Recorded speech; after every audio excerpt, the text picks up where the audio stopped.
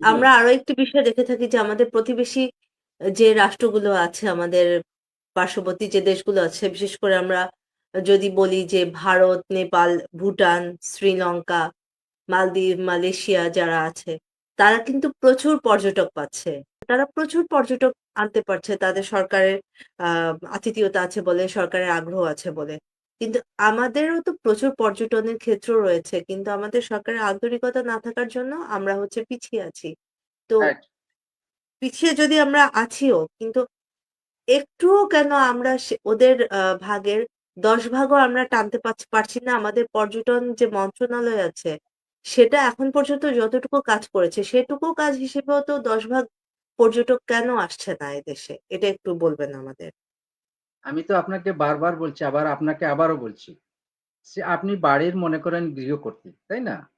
আপনি এই পরিবারে মেহমান আসবে। তো আপনি তো আন্তরিক না হলে, আপনার যদি ভূমিকা না থাকে, আমরা পরিবারের সদস্যরা কি পারবো? নিয়ে আসতে পারব না। আমাদের দেশে যত কথাই বলেন, আপনি বিদেশি পর্যটককে আসতে হইলে তার তো সুযোগ সুবিধাগুলো দিতে হবে না তাকে? সে আসলে যে তার সহায়ক সুবিধাগুলো কি লাগে? তাকে থাকতে হবে, তাকে খাবার খেতে হবে, তাকে যানবাহন ব্যবহার করতে হবে, তাকে বিনোদন কোনো প্রতিষ্ঠানে তাকে যেতে হবে। তাই না? এই যে ন্যূনতম যে তার যে সহায়ক সেবাগুলো লাগবে, এগুলো তো আপনি নিশ্চিত করতে হবে। আবার যে সম্পদগুলো আছে, যে প্রোডাক্ট গুলো আছে, এগুলোকে তো প্রোডাক্ট করতে হবে। সম্পদ যেটা আছে, এটাকে পণ্যে পরিণত করতে হবে। এটার অবকাঠামো উন্নয়ন করতে হবে। এবং ওই যে পর্যটন যে এলাকাগুলো আছে, এগুলোকে আপনি উন্নত করে, এটাকে পণ্যে পরিণত করে এই সম্পদকে, তারপরে আপনি বিদেশীদের কাছে তুলে ধরবেন এবং আপনি সুযোগ সুবিধা দিয়ে বলবেন যে, "ভাই আমার দেশে আসেন। এই সুযোগগুলো আছে, এখানে দেখার এই আছে। আপনি আসেন, আপনার জন্য এই সুযোগ সুবিধা আছে।" তখনই না সে আসবে। তো আপনি তো এইসব কিছু করতে পারেন নাই। তাহলে কি করে আসবে সে? তাহলে আপনি যে এতটা দিন ধরে পর্যটন শিল্পতে আছেন, পর্যটন ক্ষেত্রে আছেন, আপনি কতটুকু মানে বুঝতে পেরেছেন যে এই যে পর্যটক যারা আমাদের দেশে আসে তাদের জন্য তারা যে হোটেলগুলোতে থাকে, এই হোটেলগুলো তাদের জন্য কতটুকু নিরাপদ? আপনি কতটুকু বুঝতে পেরেছেন এটা? আপনি নিরাপত্তার আগে শুনেন, নিরাপত্তার অভাব পৃথিবীর সব জায়গায় আছে, মনে রাখবেন। কথাটা বুঝতে পারছেন? কম আর বেশ। আপনি উন্নত বিশ্বে গিয়েও দেখবেন এখানেও কম বেশ কিছু না কিছু নিরাপত্তার অভাব থাকতে পারে। আমাদের যে নিরাপত্তার জন্য যে পর্যটক আসছে না, এটা বড় সমস্যা না। এটা একটা সমস্যা। কিন্তু বড় সমস্যা হচ্ছে তার যে সহায়ক সুবিধাগুলো তো আপনাকে নিশ্চিত করতে হবে। আপনি বললেন যে, "আপনি আসেন ভাই, আপনি সিলেটের বিছনাকান্দি আপনাকে দেখাবো, একটা প্রাকৃতিক সৌন্দর্য। আবার আমি কক্সবাজার দেখাবো, আমি কুয়াকাটা দেখাবো।" তাহলে কুয়াকাটাতে দেখার জন্য তো তাকে সহায়ক সুবিধাগুলো দিতে হবে না? আপনি হোটেলের কথা বললেন। হোটেল তো আপনার এখানে সবচেয়ে বেশি কস্টলি। আপনি অন্যান্য দেশের তুলনা করে সে দেখবে, আচ্ছা ভাই বাংলাদেশ সুন্দর হইলেও দরকার নেই, আমি আরেক দেশে চলে যাব। আমার এখানে সহায়ক যে সেবাগুলো এগুলোর দাম বেশি। আপনার এখানে খাবার দাম বেশি, আপনার এখানে হোটেলের দাম বেশি, আপনার এখানে যানবাহন চলাচল করবে তাকে ভাড়া দিতে হবে বেশি। সব মিলে তার জন্য এটা কস্টলি হয়ে যাচ্ছে।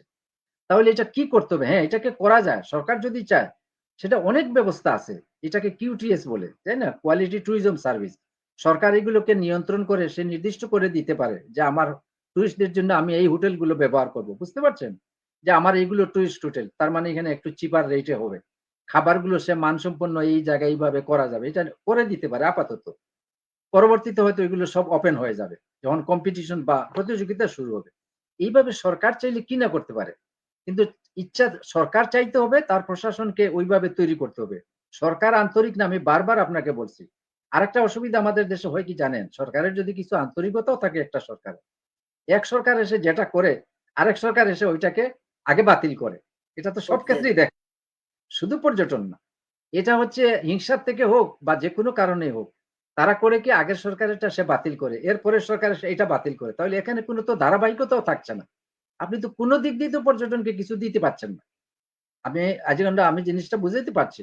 তারপরেও সরকার যদি আন্তরিক থাকে, সরকারের একটা ক্ষমতা, এত ক্ষমতা ব্রিটিশ কনস্টিটিউশন এ একটা কথা আছে। যে সরকারের ক্ষমতা বোঝানোর জন্য বোঝানো হয়েছে যে সে শুধু পুরুষকে মহিলা করতে পারে না, মহিলাকে পুরুষ করতে পারে না। এছাড়া একটা সরকার সবই করতে পারে। তো সে চাইলে কি না করতে পারে? অথচ দেশ স্বাধীনের পরপর এইটার সম্ভাবনা আছে বলে যখন এই দেশটা অত্যন্ত বিধ্বস্ত অবস্থায় ছিল না, দেশ স্বাধীন হবার পর রাস্তা নেই, ঘাট নেই, বিদ্যুৎ নেই, দালান নেই। ওই সময় কিন্তু পর্যটনটাকে হাতে নেওয়া হয়েছে। তাই না? কনসিডার করা হয়েছে। কেন? এটা সম্ভাবনা ছিল বলে। অথচ আজকে ৫৪ বছর পরে এসে আমরা বলছি পর্যটন এখনো প্রাথমিক পর্যায়ে আছে। সরকারই বলছে। তাহলে এই ব্যর্থতার দায়ভার তো আপনার আমার সবারই আছে, কিন্তু সবচেয়ে বেশি তো সরকারের। সরকার তো অভিভাবক।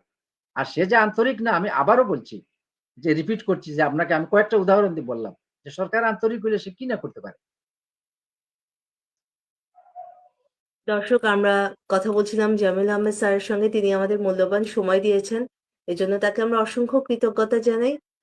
স্যার, আপনি আপনার মূল্যবান সময় আমাদেরকে দিয়েছেন। এজন্য আপনাকে অসংখ্য ধন্যবাদ, এবং শেষ সময়ে আমরা আপনার কাছে কৃতজ্ঞতা জানাই যে আপনি এই পর্যটন শিল্পের খাতকে উপরে উঠানোর জন্য বা এটাকে সমৃদ্ধ করার জন্য যে পদ্ধতিগুলোর কথা বলেছেন, যে কাজগুলো করার কথা বলেছেন, আমরা আশা করব যে সরকার এই পদক্ষেপগুলো, কাজগুলো অবশ্যই করবে। এবং আপনিও সেই সঙ্গে আমাদের পর্যটন শিল্পকে আরো সমৃদ্ধ করে তুলবেন আপনার লেখনীর মাধ্যমে, আপনার সুন্দর আইডিয়া গুলোর মাধ্যমে এবং আপনার সুন্দর চিন্তাশৈলীর মাধ্যমে। অসংখ্য ধন্যবাদ স্যার আপনাকে আমাদের স্টুডিওতে উপস্থিত থাকার জন্য এবং আমাদের সঙ্গে আপনার গুরুত্বপূর্ণ সময়কে শেয়ার করার জন্য।